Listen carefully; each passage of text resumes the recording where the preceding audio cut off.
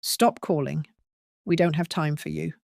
Those were the exact words my daughter said to me. Her voice was flat, irritated, like I was some telemarketer interrupting her evening, not the woman who had given her life. The silence after she hung up was deafening. I sat there at my kitchen table, the phone still in my hand, staring at the wall as if it could explain what had just happened. My hand trembled. My throat tightened. I whispered to myself, "She didn't mean it. She's just stressed. She didn't mean it." But deep down, I knew she did.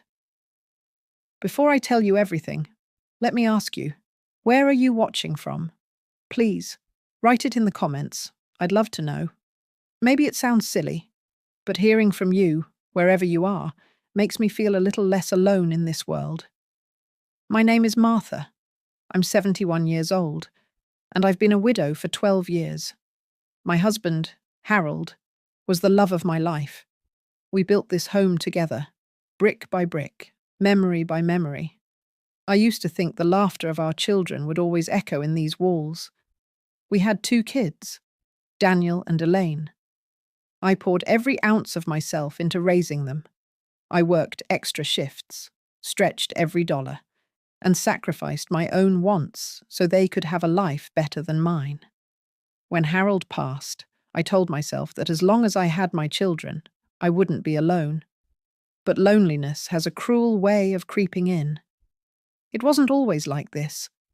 When they were younger, they used to call me for advice, for comfort. My daughter would phone me late at night when her babies had fevers, asking, "Mum, what should I do?" My son used to come over just to sit in the backyard and have coffee with me. Back then, I felt needed. I felt loved. But slowly, as the years went by, their voices grew colder. Their visits grew shorter. I became something they checked off their list, like paying bills or running errands. And still, I called. I called because I missed them. I called because sometimes the silence of this house was so heavy, it felt like it would crush me. I called because I still believed I was their mother, and mothers are supposed to reach out. That day when Elaine snapped, "Stop calling. We don't have time for you." It was like she had finally said what they'd both been thinking all along. I sat at the table for hours after, staring at the phone, willing it to ring. But it never did. The next morning, I made myself a cup of tea and carried it to the window. Outside, the world was waking up. Children walking to school, neighbors starting their cars. I watched one family across the street, a little girl running to hug her grandmother.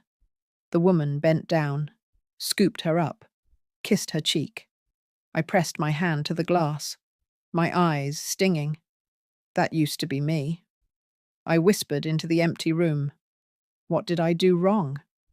Why don't they want me anymore? But the walls had no answers. It's hard to explain the ache of being unwanted by the very people you gave your life to. It's a grief that doesn't end, because the people who are supposed to love you most keep choosing not to.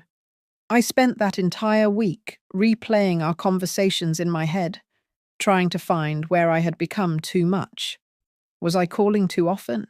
Was I asking too many questions? Or had they just outgrown me? At night, I'd pull out old photo albums, pictures of birthday parties where I baked the cakes from scratch, Christmas mornings where I stayed up all night wrapping presents so the magic wouldn't fade, school graduations where I cheered louder than anyone. I stared at their young faces in those photographs and wondered if those children were still somewhere inside the adults who now treated me like a burden. That was the beginning of the unraveling, the moment I realized I couldn't keep pretending everything was fine. That moment, those words, "Stop calling. We don't have time for you," became the spark that lit a fire inside me. I didn't know it then, but those words would change everything. They would be the reason I walked into my lawyer's office, the reason I picked up a pen and rewrote my will, and the reason my children, The very ones who pushed me away would come crawling back, begging for something they no longer deserved. But I'm getting ahead of myself, because before I could reach that point, I had to face the truth I had been running from for years. I was not wanted, and that truth broke me before it made me stronger. When you're young, you think sacrifice is temporary. You tell yourself, I'll work hard now so my family will have it easier later. You think the love you pour out will be returned when you're old and tired. I was 19 when I married Harold. He was 21, full of energy, full of dreams. We didn't have much, just a tiny rented apartment and second-hand furniture, but we had each other, and back then, that was enough. Harold worked in construction, long days that left his hands rough and calloused. I took a job as a secretary at a small insurance office, typing reports by day and coming home to cook dinner by night. We were young, poor, but hopeful. When Daniel was born, I remember counting coins to buy his first crib. We couldn't afford new clothes, so I learned how to sew tiny onesies from fabric scraps. When Elaine came 3 years later, Harold picked up extra shifts to make sure she had a proper nursery. We didn't complain. We thought, this is what parents do. There were years where Harold and I didn't buy ourselves a single new thing. No vacations, no fancy dinners. I wore the same winter coat for nearly a decade, patching the sleeves when they frayed, so that my children could have new shoes each school year. I worked nights tutoring neighborhood kids just to afford Daniel's summer baseball camp. When Elaine begged for piano lessons, I took a second part-time job at the library to make it happen. Thought those sacrifices would bind us together. I thought they'd look back one day and say, Mom always put us first. We'll always be there for her. Harold used to say, Martha, one day we'll rest. The kids will be grown, and we'll travel. Maybe finally see the ocean. I'd smile and nod, holding on to that picture. But Harold never got that chance. He was 58 when his heart gave out. I remember that day like a scar I can't hide. He had been working overtime on a house project, came home pale and tired, sat in his chair, and never stood again. My world shattered. I thought I'd break too. But then I looked at Daniel and Elaine, already adults but still my babies, and I told myself, you can't fall apart. You have to be strong for them. So I swallowed my grief and carried on. I made holidays happen, even when it meant cooking for hours alone. I showed up at every birthday, every school play, every graduation. I cheered the loudest. I clapped until my hands stung. I smiled through the ache in my chest. I kept Harold's memory alive for them too. Every Christmas, I'd tell stories about his jokes, his big laugh, the way he used to dance in the kitchen. I thought it mattered to them. I thought they cherished those memories. After Harold's death, I managed our finances carefully. He had left behind savings, the house, and small investments. It wasn't millions, but it was security. I guarded it fiercely, not for myself, but for my children. I even went to a lawyer to set up a will. It felt strange, writing down who would get what when I was gone. But I told myself it was my last gift to them, to make sure they'd be taken care of, just like Harold and I had always dreamed. I named them both as beneficiaries. Of course I did. Who else would I leave it to? They were my family. They were my life. I remember sitting in that office, pen in hand, thinking, they'll never have to worry. This will be my legacy. Not money, but love, in the form of security. Looking back, I almost laugh at my own naivete. I thought they would always remember the sacrifices I made, the hours I worked, the tears I hid. I thought they would never forget who held them when they were sick, who stayed awake through fevers, who prayed over them at night. I thought I had earned their love. But love, I would learn, isn't something you can earn with sacrifice. It isn't guaranteed, even from your own children. I kept on giving, year after year, never once imagining that the day would come when they would sigh at the sound of my voice, that they'd look at their phones, see my name, and feel burdened. I gave them everything, and somehow, in their eyes, it still wasn't enough. It didn't happen all at once. That's the cruelest part. If Daniel and Elaine had simply turned their backs one day and said, "We don't want you in our lives," maybe it would have been easier to accept. A clean wound heals faster. But what I got was a slow bleed. Small cuts over years, each one harder to ignore, until I realized I was drowning in them. At first, it was little things. Daniel used to visit me every Sunday morning. He'd drink coffee in the backyard, just like his father used to, and we'd talk about work, politics, the garden. Then one week, he didn't show up. He texted later, "Busy, Mum? Maybe next week." Next week came. He didn't. Elaine used to call me at least twice a week, just to check in. Sometimes she'd talk my ear off about her kids, her job, her husband's family. I didn't mind. I loved listening. I loved knowing I was still part of her world. Then her calls grew shorter. Then they stopped coming, unless I called her first. And when I called, her tone was different, irritated, distracted, as if my voice was interrupting something important. "Yes, Mom? What is it now?" I tried to ignore the sting. I told myself, they're adults now with busy lives. Be understanding. But the more I excused it, the more the distance grew. I baked Daniel's favorite peach pie one summer afternoon and drove across town to drop it off. His wife opened the door, surprised to see me. "Oh, you didn't have to," she said with a smile that didn't quite reach her eyes. I set the pie down on the counter and left, thinking I'd made a nice gesture. A week later, I stopped by again, and there it was, the pie, untouched, still in the tin, shoved to the back of their fridge. The peaches had turned brown. My heart sank. Elaine once asked me to babysit her kids while she ran errands. I stayed all afternoon, playing board games, making grilled cheese sandwiches, laughing with them. When she came back, she barely looked at me. She just said, "Thanks. I'll text you later." I waited for that text. It never came. And then there was the phone call. One evening, I dialed Daniel just to ask how his week was going. The line clicked, and I heard him speaking to his wife before he realized I was on the line. His voice was hushed, annoyed. "She's too clingy. She needs to stop calling all the time."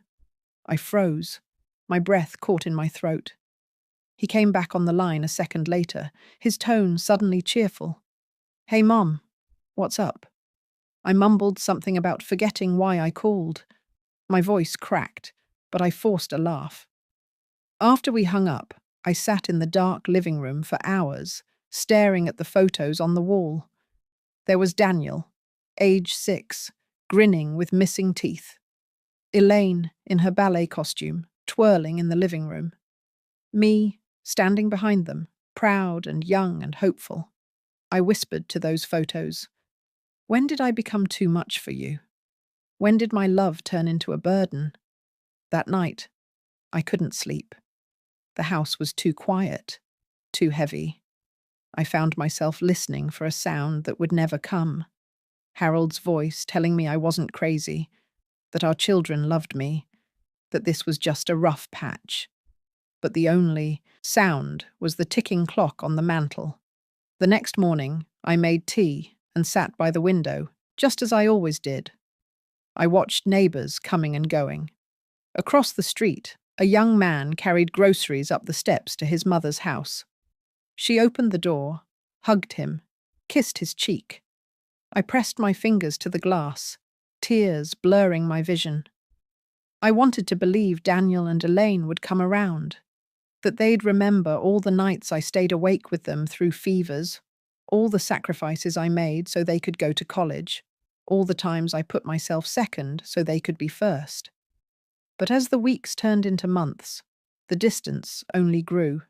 My phone, once full of their calls, now sat in silence. When it did ring, it was a telemarketer or a wrong number. Never them. I started waiting for their voices, the way some people wait for miracles, knowing, deep down, it might never happen. And still, I kept calling. Because hope is stubborn. Because I couldn't bear the thought that my children, my own flesh and blood, no longer wanted me. It's one thing to be hurt in private. It's another to be humiliated in front of others. That day is seared into my memory like a scar. It was my granddaughter's birthday. She was turning 8, a sweet little girl with bright eyes and curly hair who still ran to hug me when she saw me. I thought, maybe this will be different. Maybe at least today I'll feel like part of the family again. I spent the morning baking her favorite chocolate cake, just like I used to when Daniel and Elaine were children. My hands shook as I spread the frosting, but my heart felt full. I wrapped a doll I'd saved up for, tying the bow carefully, wanting her gift to stand out among the rest. When I arrived at Elaine's house, the driveway was full. Cars lined the street. Laughter spilled out from the backyard. I walked in, holding the cake and the gift, and for a moment I almost felt normal again. Children were running, balloons tied to the fence, music playing low. I greeted people, set the cake down on the table, and took a seat. At first, everything seemed fine. I helped cut slices of pizza for the kids, tied ribbons back in little ponytails, smiled when people said, "Oh, you must be Elaine's mum." But then it happened. Elaine was surrounded by a few other mothers, chatting about school schedules and vacations. I stepped over, smiling, and tried to join in. "When your brother was that age," I began softly, "he used to—" Elaine cut me off mid-sentence. Her voice was sharp, louder than it needed to be. "Mum, please. Stop calling me for every little thing. We're busy. We can't always pick up the phone." The words hung in the air. For a second, I thought maybe no one had heard. But then I saw the sideways glances, the raised eyebrows, the smirk tugging at one woman's lips. Someone stifled a laugh. I felt my face burn. My hands shook. I tried to force a smile, but my throat was tight, my chest heavy. I nodded like it was nothing, like I wasn't just stripped bare in front of strangers. Elaine turned back to her friends, laughing, as if nothing had happened. I wanted to vanish. I wanted the ground to swallow me whole. Instead, I excused myself and sat alone on a bench near the fence, watching the children run around while trying to keep tears from falling. My granddaughter came over once, tugging on my sleeve. "Grandma, will you play with me?" she asked. My heart cracked. I smiled through the ache and said, "Of course, sweetheart." For her, I forced myself to keep going. But inside, something broke. The ride home felt endless. The cake plate rattled in the passenger seat, empty except for crumbs. My hands gripped the steering wheel so tightly my knuckles turned white. My mind replayed Elaine's voice, sharp and dismissive. "Stop calling me for every little thing." At home, I placed the empty cake dish in the sink and sank into a chair. The house was silent. I glanced at the mantel where our family photos sat. Harold holding baby Daniel, me helping Elaine ride her first bike, Christmas mornings with presents stacked high. Smiles frozen in time. Proof of a family that once needed me. I picked up one photo, Daniel at 5 years old, frosting smeared across his cheeks. I remembered the way he used to cling to my leg, begging me not to leave when I went to work. Tears blurred the image as I whispered, "When did I stop being someone worth calling?" That night, I didn't sleep. I sat at the kitchen table with a cup of tea gone cold, staring at my phone. For the first time in my life, I didn't want to dial either of my children. Not because I didn't miss them, but because I couldn't bear to hear that tone again. That sigh, that dismissal. I realized then, I had become invisible to them. Worse, I had become an inconvenience. and as much as it broke me, that realization planted a seed. A quiet thought I tried to push away at first. If they don't have time for me in their lives, why should I leave them everything when I'm gone? It was the first time I allowed myself to even imagine a life where my sacrifices didn't automatically belong to them. That thought scared me, but it also freed me, just a little. I didn't know it then, but the humiliation I felt that day, the sting of being dismissed like a nuisance in front of strangers, was the crack that let the light in. It was the beginning of my resolve, because I would never let them take me for granted again. The night after Elaine's birthday party, I sat at the kitchen table long after the sun had set. The empty teacup in front of me had gone cold hours ago. I kept staring at the stack of unopened mail, the pile of bills and letters, anything to avoid the echo of my daughter's voice in my head. "Mum, please, stop calling. We don't have time for you." Her words played over and over, sharper each time. I pressed my hands against my ears, but they wouldn't stop. I had spent decades giving, serving, loving, and now I was a burden. Finally, I stood up and walked to the cabinet where Harold and I had kept our important documents. My fingers trembled as I pulled out the old folder, the one with our mortgage papers, birth certificates, and my will. The last time I had looked at it, Harold was still alive. We had sat together at the lawyer's office, holding hands, telling ourselves this was a practical step for the future. I remembered how I'd written down Daniel's name, then Elaine's, smiling as I signed the paper. I thought it was love in ink, security for our children. I thought it meant they'd always carry a piece of us. But now, staring at those names, all I felt was bitterness. I traced their signatures with my finger and whispered, "You told me you don't have time for me. So why should I leave you my life's work?" The next morning, I made an appointment with my lawyer. The receptionist looked surprised when I arrived. "Mrs. Carter, it's been years. Everything all right?" I smiled faintly. "Everything's fine. I just need to make a change." Inside his office, the lawyer adjusted his glasses, pulling up my file. "So, you'd like to update your beneficiaries?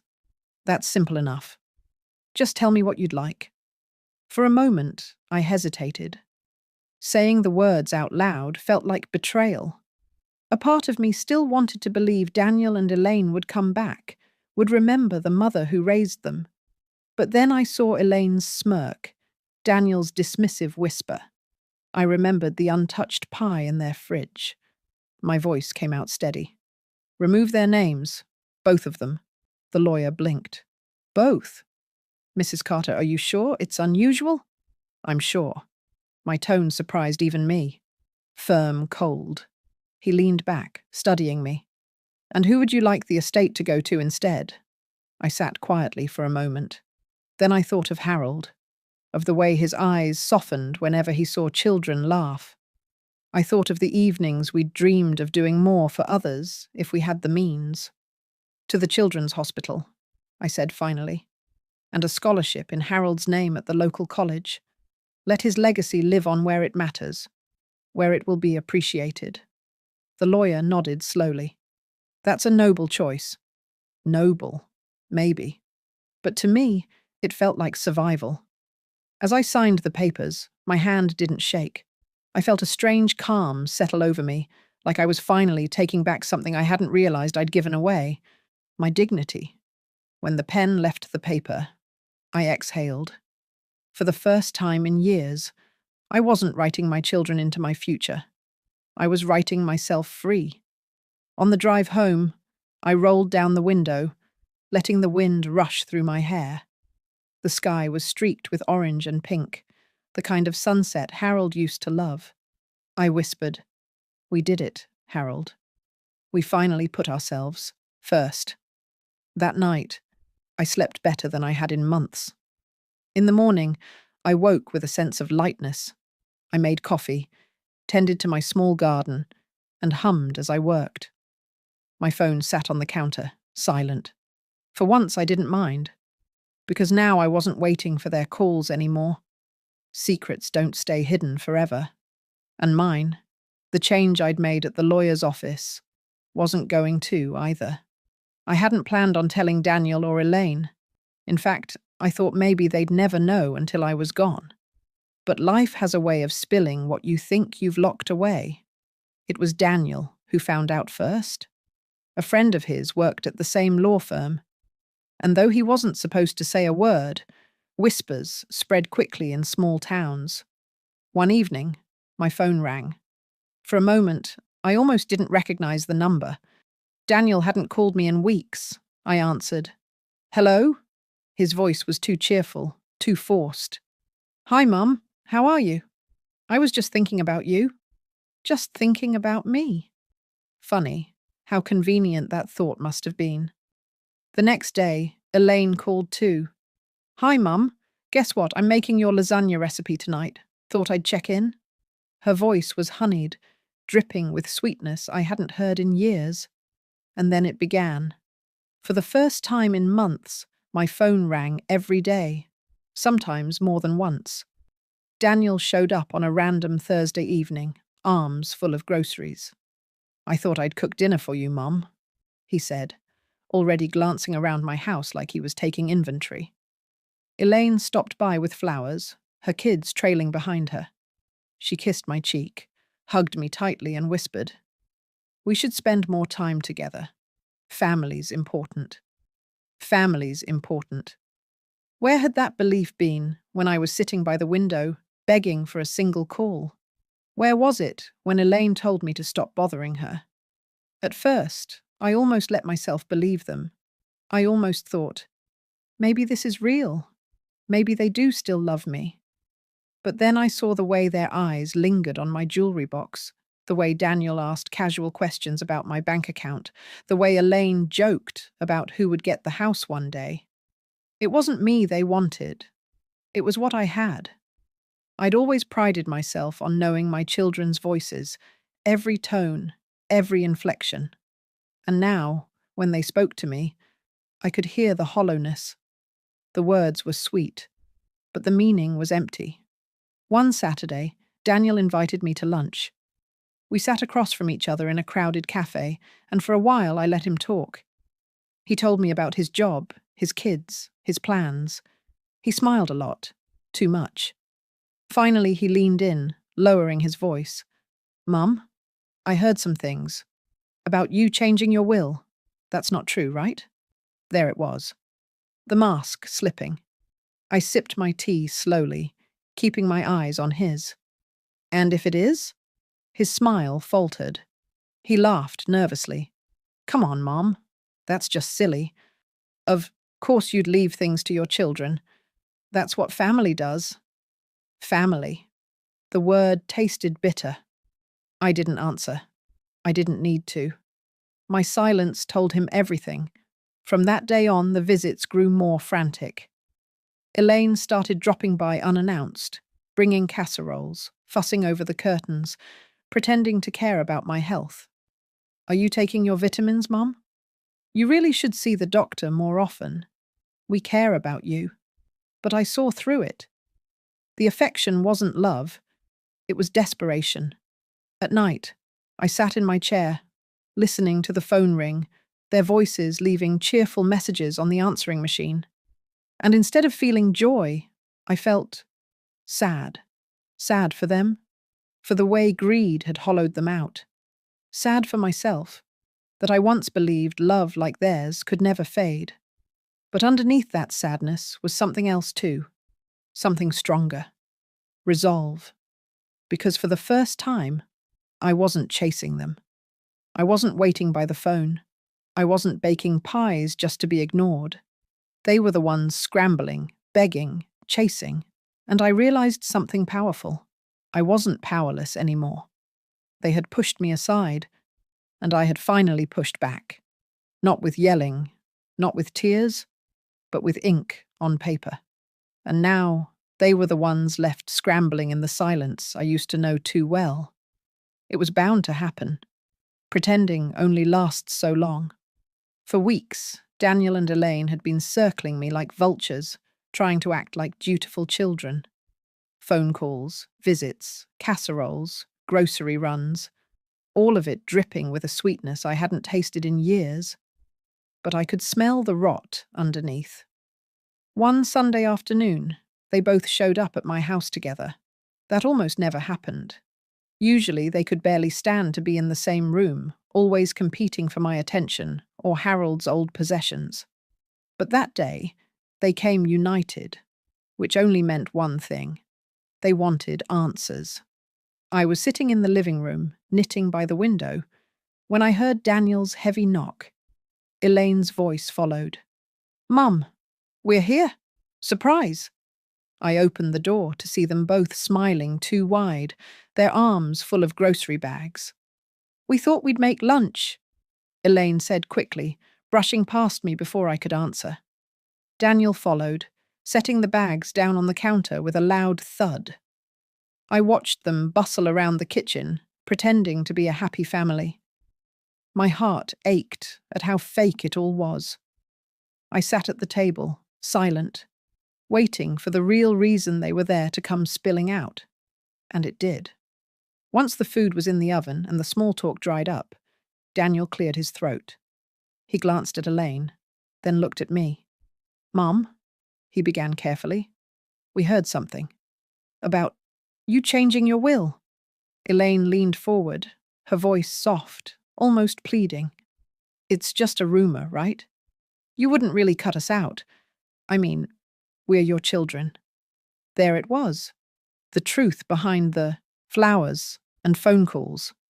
I set down my knitting, folded my hands, and looked them both in the eye. "And if I did?" Daniel's jaw tightened. "Mum, that's not fair. After everything we've done for you—" I couldn't help it. I laughed. A short, bitter sound that surprised even me. "Everything you've done for me. Tell me, Daniel, what exactly have you done for me? Was it the weeks you ignored my calls? The pies left to rot in your fridge? The whispers about me being clingy? Or was it the way your sister humiliated me in front of her friends, telling me she had no time for me?" Elaine's face flushed red. "That's not what I meant." "It's exactly what you meant," I snapped, my voice sharper than I'd ever allowed it to be. "Don't you dare stand in my house and talk about fairness when you've treated me like a burden for years." The room went quiet. The oven hummed, the clock ticked, and the only sound was my breathing, heavy but steady. Daniel finally spoke, his voice lower, harder. "So what? You're just going to give everything to strangers? To some charity? That's ridiculous, Mum. Family should come first." Family, that word again. Always on their lips when it was convenient, when it meant money, when it meant inheritance. I leaned forward, my eyes locked on his. "Family? Family doesn't hang up on you. Family doesn't tell you you're too much. Family doesn't make you feel like garbage in front of others. You had no time for me when I needed you most. So now, I have no time for you. Not in my life, and not in my will." Elaine's mouth opened, then closed again. She looked like a child caught lying, her eyes darting to Daniel for support. He stood, anger flashing in his eyes, but he didn't move closer. I sat back, my hands steady in my lap. "I'm not doing this out of spite. I'm doing it because I finally understand. You don't love me. You love what I can give you.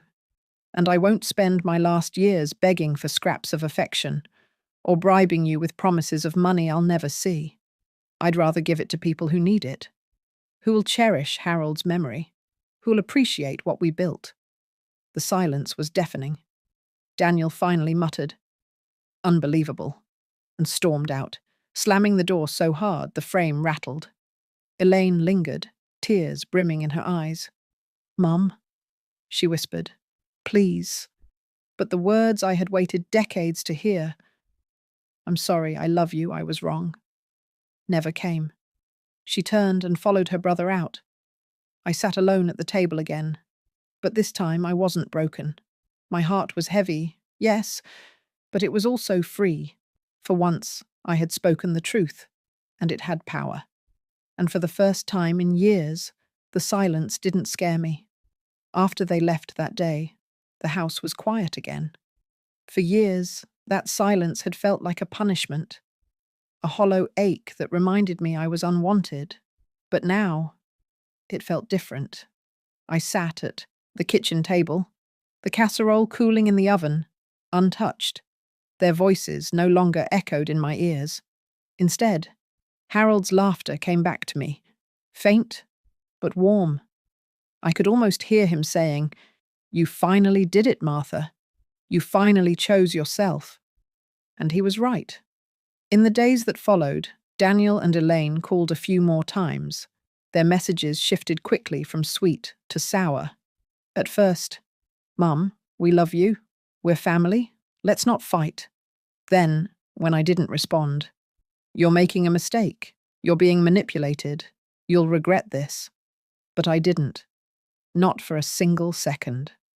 Instead of answering their calls, I started filling my days with things I had once put aside. I joined a book club at the library. I planted roses in Harold's old garden bed, watching the buds rise toward the sun. I began volunteering twice a week at the children's hospital, the very place that would one day hold Harold's legacy. Do you know what it feels like to walk into a room and see a sick child smile because you brought them a storybook, or a handmade quilt, or just your presence? It feels like being needed again, not for money, not for inheritance, for love, for humanity. I hadn't realized how starved I was for genuine affection until I found it outside my family. One afternoon, as I left the hospital, a little boy ran up and hugged my legs. "Thank you, Miss Martha," he said softly, clutching the toy car I had given him. His mother's eyes brimmed with tears. "You've been a blessing," she whispered. Blessing. That word wrapped around me like a blanket. I hadn't felt like a blessing in years. And in that moment, I knew I had made the right choice. The truth is, family isn't always blood. Sometimes it's the people you choose, the ones who see you, who value you, who love you without asking for anything in return. Daniel and Elaine had made their choice long ago. They chose distance. They chose coldness. They chose convenience over love. So I chose myself. I chose to leave behind more than money. I chose to leave behind kindness, hope, and opportunity in Harold's name. A scholarship that would help young people chase their dreams. Donations that would give sick children a fighting chance. A legacy of love that could not be erased by neglect. Do I still miss my children? Of course. I am a mother. A mother's heart never fully stops longing, no matter how deep the wound. Sometimes, late at night, I catch myself staring at the phone, wishing it would ring. Not with greed, not with anger, but with love. But I no longer beg for it. And that makes all the difference. I think back to that day at Elaine's house, when she dismissed me in front of her friends. I think back to Daniel's whisper on the phone, calling me clingy. Those moments used to break me.